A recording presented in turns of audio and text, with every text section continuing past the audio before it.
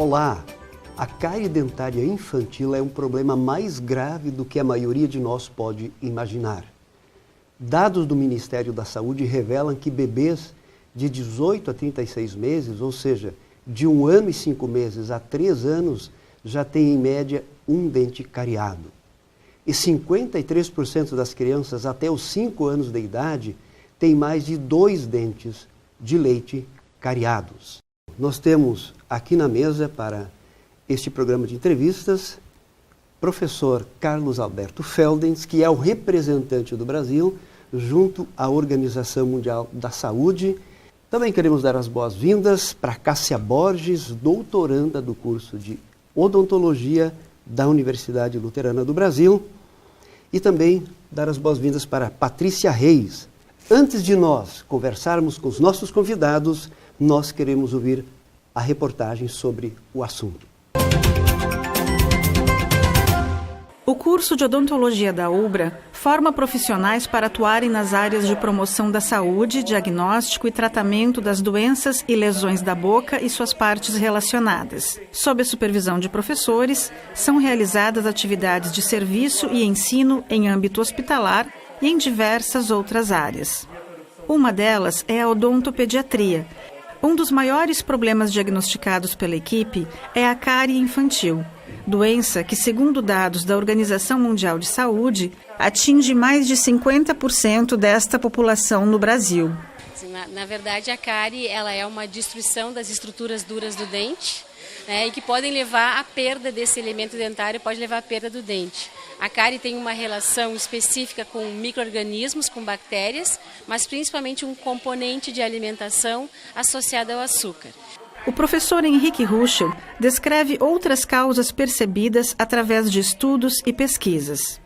Então hoje a cárie está muito polarizada, que a gente diz, envolvendo os grupos populacionais bem específicos, onde a doença ainda é bastante prevalente. Né? Então, por exemplo, existe uma associação com mães com baixo nível de escolaridade, né, um desconhecimento em relação ao que causa a doença, qual tipo de cuidado nós devemos ter para prevenir esse tipo de doença. Conforme a professora Eliane Feldens, inicialmente a cárie em crianças muito pequenas afeta a qualidade de vida. E o principal, uma criança que tem cárie na fase de dentes de leite, a sua boca está contaminada.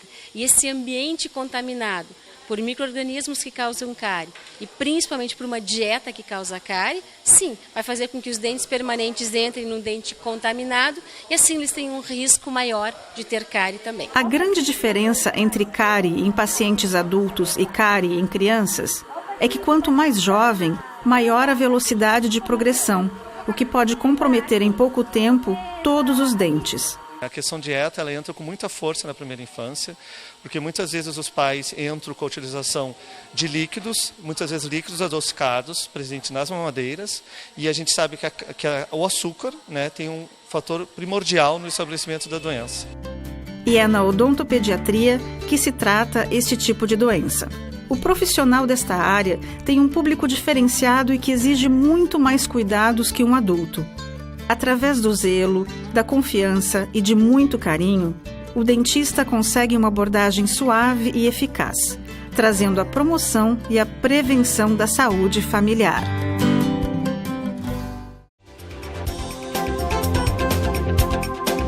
Este é o programa Papo Cabeça e o tema de hoje é a incidência da cárie na população infantil. E eu quero começar conversando com um professor do mestrado e do doutorado da odontologia da UBRA, altamente especializado no assunto. Professor Feldens, o fato da Organização Mundial da Saúde ter feito esse convite de representantes de todos os continentes para refletir e elaborar uma política em nível mundial para minimizar a cárie infantil, isso quer dizer que o problema da cárie infantil é gravíssimo no planeta todo? Sim, Schubert, e isso se deve basicamente a 2 aspectos da cárie infantil. O primeiro é o número de crianças que são atingidas, um número extremamente alto. No Brasil, metade das crianças de 5 anos de idade, metade é atingido pela doença.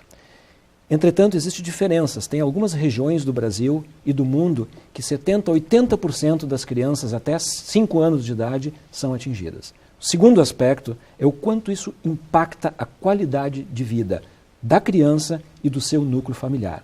Esses dois aspectos fazem com que a cárie dentária seja considerada, na infância, um problema de saúde pública. Ainda em nível mundial, professor Feldens, existe alguma diferença entre continentes onde a incidência da cárie infantil é maior e menor, ou é uma média geral atinge a todos esses continentes? Basicamente, as regiões mais pobres de todos os continentes são atingidas. Entretanto, a África, a Ásia, basicamente o sul da Ásia, e muitas regiões da nossa América do Sul são bastante atingidas. Entretanto, a cárie dentária ela é bastante democrática. Ela também atinge continentes, países mais ricos, naquelas localidades menos favorecidas. Tássia Borges, doutoranda do curso de odontologia. Existe uma relação entre o nível socioeconômico e a incidência da cárie no Brasil? Ou seja, as pessoas que têm um nível socioeconômico mais desenvolvido, a incidência é menor do que aquelas que têm um nível socioeconômico menos desenvolvido. Existe alguma relação entre essas instâncias? Na verdade existe, e o principal fator que a gente trabalha e que os artigos abordam é a escolaridade materna. Aquela mãe que teve menos tempo de estudo, que estudou menos, ela muitas vezes fica fadada a pensar que o seu filho tem uma cárie, tem uma condição bucal ruim e que ela não vai conseguir mudar isso. Então ela acaba deixando essa situação e não se empoderando que ela pode mudar, que ela pode buscar, que o seu filho pode ter uma condição melhor. Então ela teve, o outro filho teve e assim ela vai indo. Então a escolaridade da mãe é um dos principais fatores que os estudos abordam e que a gente sempre tenta estudar e trabalhar também nessa parte. Patrícia, segundo a informação que a Cássia passou, a gente poderia dizer mais ou menos o seguinte: se a mamãe, quando era criança, teve cárie, se o papai teve cárie, para eles poderia ser mais ou menos alguma coisa normal que o seu filho também teria cárie. Consequentemente, não existe uma preocupação tão grande porque eles consideram isso uma situação normal? Ao contrário do que a população às vezes pensa de que se o pai e a mãe tiveram cárie é uma consequência genética, não. A cárie, ela vem por hábitos e costumes daquela família. Então, como a Tássia disse, escolaridade materna, uma mãe que estudou mais e tem mais informação, ela já vai saber que isso não é verdade. O pai e a mãe não passam a cárie para a criança. Então, vem dos hábitos da família, do costume da família e da escolaridade e da informação dessa família. Falando em hábitos, quais são os hábitos mais terríveis para esse surgimento e proliferação da cárie infantil, professor Feldens? Perfeito. Essa questão ela é fundamental quando se discute cárie, porque quando a gente quer pensar aonde nós podemos intervir, nós temos que pensar em qual é a causa do problema. E hoje é inegável, e as pesquisas são consistentes no sentido de mostrar que a cárie tem uma causa, que é o açúcar. Embora isso já tivesse sido demonstrado desde a década 40 do século passado, há pesquisas bem recentes demonstrando exatamente como é que o açúcar funciona e tem dois aspectos fundamentais nesse sentido. O primeiro, a idade que a criança tem o açúcar introduzido na sua vida. Hoje se sabe que quando o açúcar é introduzido antes dos 2 anos, isso vai propiciar que a criança tenha um grupo especial de bactérias que colonize a sua boca, que vai influenciar a vida inteira, que não vai mais sair dos seus dentes, por mais que escove. Vai ser sempre aquele tipo de bactéria que é determinado pelo alto consumo de açúcar que vai contaminar essa criança. O outro aspecto é a adoção de hábitos. A criança que se acostuma, o bebezinho, desde cedo a consumir açúcar, ele passa a exigir que os alimentos sejam sempre adoçados. E esse hábito vai persistir durante a dentição de leite, a troca dos dentes e para a dentição permanente depois. O outro aspecto do açúcar fundamental é a questão de quantas vezes por dia, porque hoje o que se preconiza é não consumir açúcar até 2 anos, mas depois é inevitável. Açúcar é bom. Entretanto, o açúcar deve ser consumido como? Como sobremesa, logo após a refeição principal, após o almoço ou após o jantar. Nessa condição, o açúcar não vai trazer problema. Então, a gente poderia dizer, em suma, que o açúcar é a grande questão determinante da cárie dentária. E ela é que vai governar todos os outros fatores. Portanto, esse é o foco de qualquer intervenção hoje que se pensa em relação à cárie dentária. É uma tradição muito forte entre nós essa questão do consumo de açúcar desde bebezinho. Ou seja, essa preocupação de que o açúcar de fato é danoso, na verdade isso é bastante recente, vem através de pesquisas, poderíamos dizer isso? Hoje em dia, como eu havia falado, a cárie é considerada uma doença não comunicável.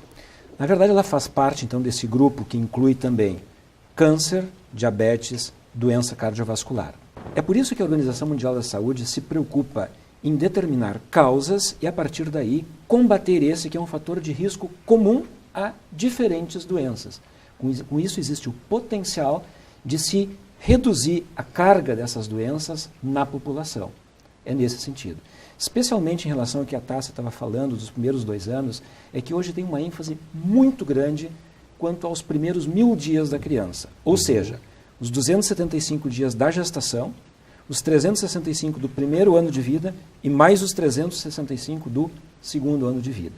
Se preconiza que a criança não consuma açúcar, não antes dos 2. A partir do aniversário dos 2 anos, vai consumir de forma racional, ou seja, como sobremesa. Patrícia, isso quer dizer que a cárie é um problema que impacta na qualidade de vida da criança e da família também? Sim. Em que aspectos você poderia dizer? A cárie dentária na infância, ela impacta a qualidade de vida dessas crianças em dor, problemas de fala, de mastigação, a criança pode faltar à escola, então é um problema bem sério. Ou seja, afeta o desenvolvimento da criança. Em outras palavras, em diversas áreas. Sim, na verdade, todos esses aspectos estão envolvidos com outras doenças infantis, como, por exemplo, anemia, que, sob o ponto de vista geral, é uma tragédia. Hoje, em Porto Alegre, em um dos nossos estudos, está demonstrado que de cada 2 crianças de 1 ano, uma tem anemia. E a anemia é um problema que vai tornar a criança menos inteligente, porque as células do sistema nervoso não vão se desenvolver como deveriam. Nós vamos para o nosso intervalo. Antes, no entanto, um quadro com a professora Doris, Ciência em Foco. Já voltamos. Olá, pessoal! A novidade de hoje diz respeito ao fio dental, tão conhecido como um dos melhores amigos da maioria dos dentistas. O fato é que uma reportagem da Associated Press questionou o uso do fio dental, sugerindo que seus benefícios médicos não passam de mera conversa fiada. Mesmo assim, os profissionais da área dizem que não é hora de abandonar o fio dental simplesmente, pois a falta de pesquisa de qualidade não prova a falta de eficácia de algo, apenas prova que a pesquisa não tem sido uma prioridade para agências de fomento. Vejamos por que a Associated Press voltou-se contra o uso do fio dental. Ao requisitarem evidência a favor do fio dental para o Departamento de Saúde e Serviços Humanos e para o Departamento de Agricultura dos Estados Unidos, eles não tinham dados para fornecer. Numa carta para a imprensa, o governo informou que os benefícios do fio dental não tinham sido pesquisados de forma apropriada. Além disso, a reportagem verificou 5 do total de 25 estudos existentes que comparam o uso de uma escova de dentes com o uso combinado entre a escova e o fio dental. O exame demonstrou que as evidências a favor dos benefícios do fio dental não são confiáveis. Outros estudos citados pela Associação Dental Americana e pela Academia Americana de Periodontologia utilizavam métodos de testagem desatualizados, eram estudos muito curtos ou incluíam poucos indivíduos para serem considerados confiáveis. No entanto, apesar dessas revelações chocantes, não deveríamos simplesmente parar de usar o fio dental. Como diz o médico da Associação Dental Americana, o Dr. Matthew Messina, mesmo admitindo que a pesquisa que dá suporte ao uso do fio dental seja de baixa qualidade, o recurso permanece eficaz para remover comida e bactérias de entre os dentes. O fato de não haver muito esforço para estudar o fio dental simplesmente significa que há muitas outras coisas importantes na medicina para se fazer. Por hoje é isso, até o próximo programa.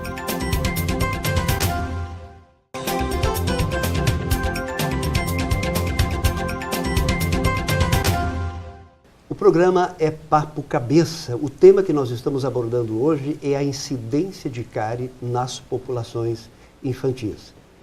Temos o privilégio de ter conosco o professor Carlos Alberto Feldens, com extensa publicação na área da odontologia, professor do mestrado e doutorado do curso de odontologia da UBRA, Tássia Borges, doutoranda também do curso de odontologia, e Patrícia Reis, graduanda do curso de odontologia e que já está participando da pesquisa. Eu quero conversar agora sobre um aspecto extremamente importante que deve ter relação com a questão da cárie, que é a alimentação. Vocês, professor Feldens, o senhor fez uma pesquisa nos municípios de Porto Alegre, São Leopoldo e Canoas, onde entrou o cuidado, mas também a interferência junto com as mães em relação à educação alimentar. Conta para nós essa experiência e quais foram os resultados. Perfeito. Na verdade, já existem pesquisas mostrando que a grande arma contra a cárie dentária é o flúor.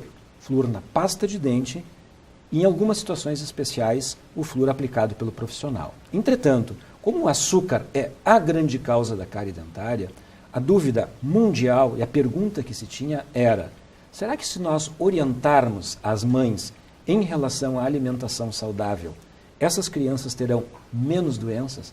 Será que as mães modificam a alimentação dos seus filhos? É por isso que nós fizemos 2 estudos, um em São Leopoldo, em que acompanhamos 500 crianças que nasceram no hospital de São Leopoldo, e acompanhamos também crianças em Porto Alegre, desde a gestação das suas mães, aproximadamente 700 crianças que nasceram no município de Porto Alegre e que foram acompanhadas nas unidades básicas de saúde.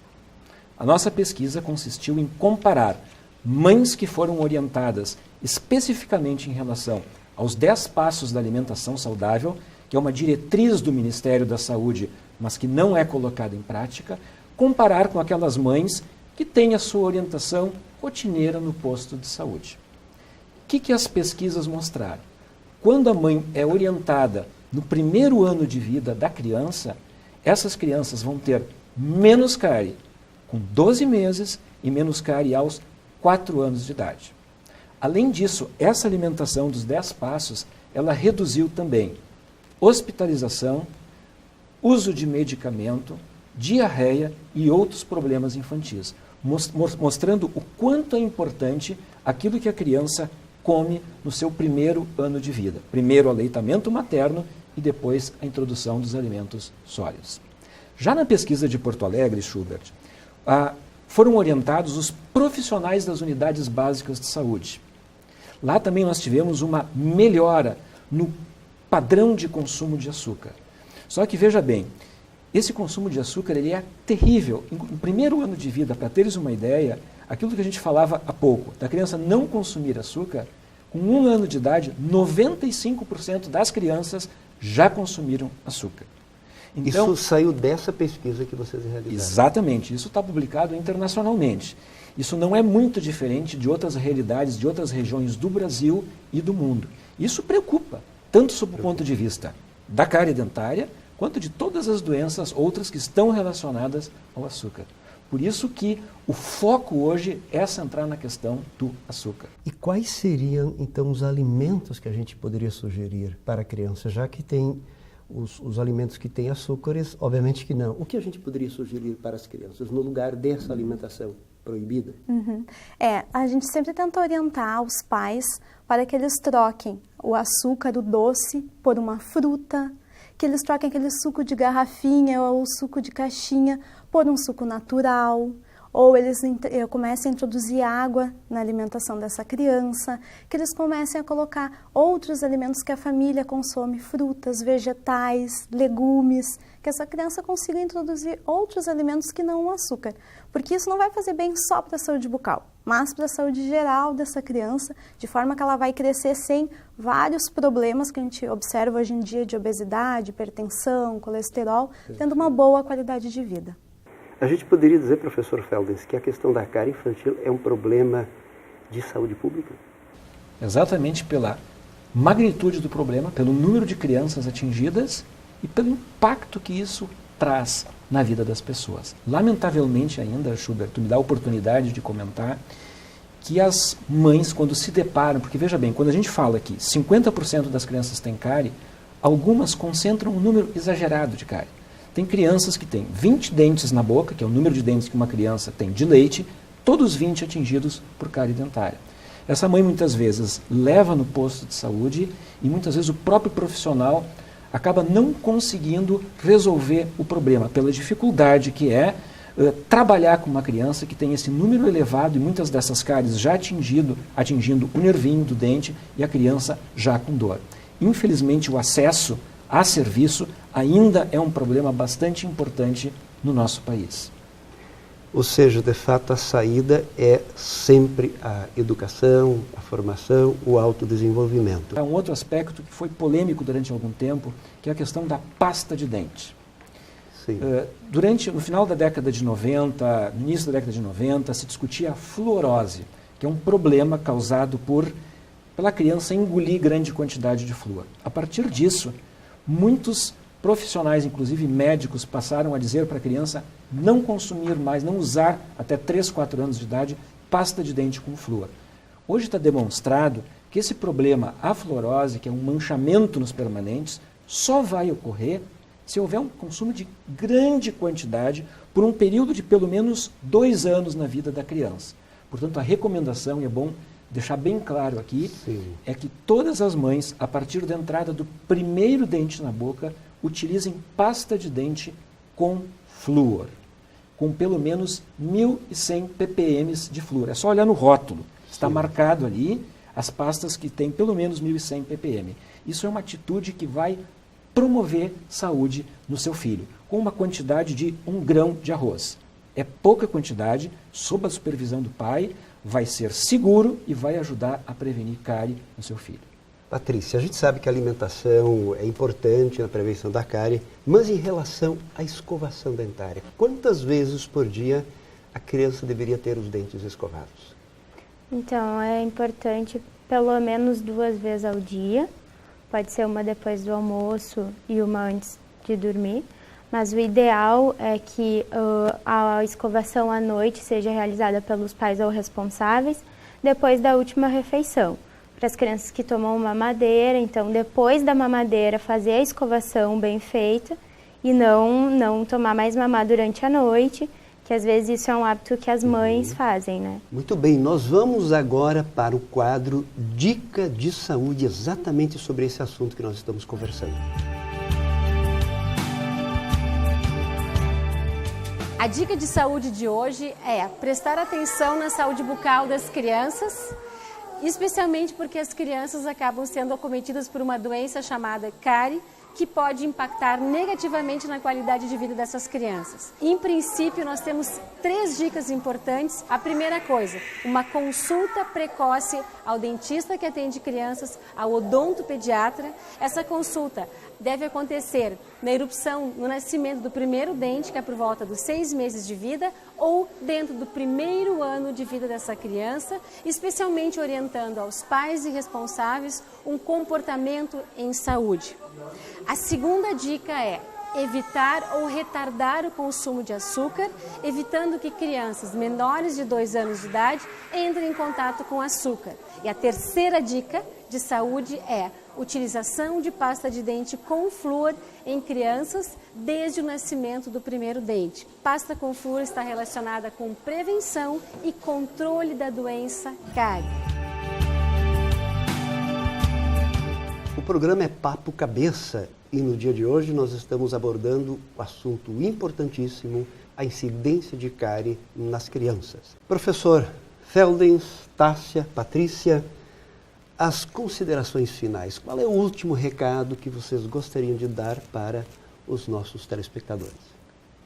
A principal mensagem que deve ficar é que é completamente possível educar um filho sem ele ter cárie dentária. Para isso, o fundamental é não consumir açúcar no primeiro ano de vida, de preferência não consumir antes do 2º aniversário, usar pasta de dente com flúor e procurar levar o seu filho para um diagnóstico precoce ao dentista já no primeiro ano de vida. Tássia, o teu recado final. Bom, então o meu recado final para os pais e para todas as pessoas que estão assistindo é sempre levar o seu filho ao dentista o quanto antes, para ele ir se acostumando, observando o nosso ambiente de trabalho, que os pais também lembrem-se de escovar os dentes 3 vezes por dia e a principal escovação à noite com pasta fluoretada. Então essas são dicas importantes de saúde bucal, lembrando sempre da alimentação e tentar não introduzir o açúcar até os 2 anos de idade. Muito bem, Patrícia, e o teu recado final? Bom, como o professor Feldens falou e a Tássia, de maneira geral, a educação, a prevenção e a informação para os pais, a alimentação saudável e o uso da pasta de dente com flúor, são algumas coisas que devem ser modificadas para que a criança tenha saúde bucal e também de forma uma saúde geral. Esse foi o programa Papo Cabeça, onde nós abordamos a incidência da cárie dentária na população infantil. Um grande abraço e até lá!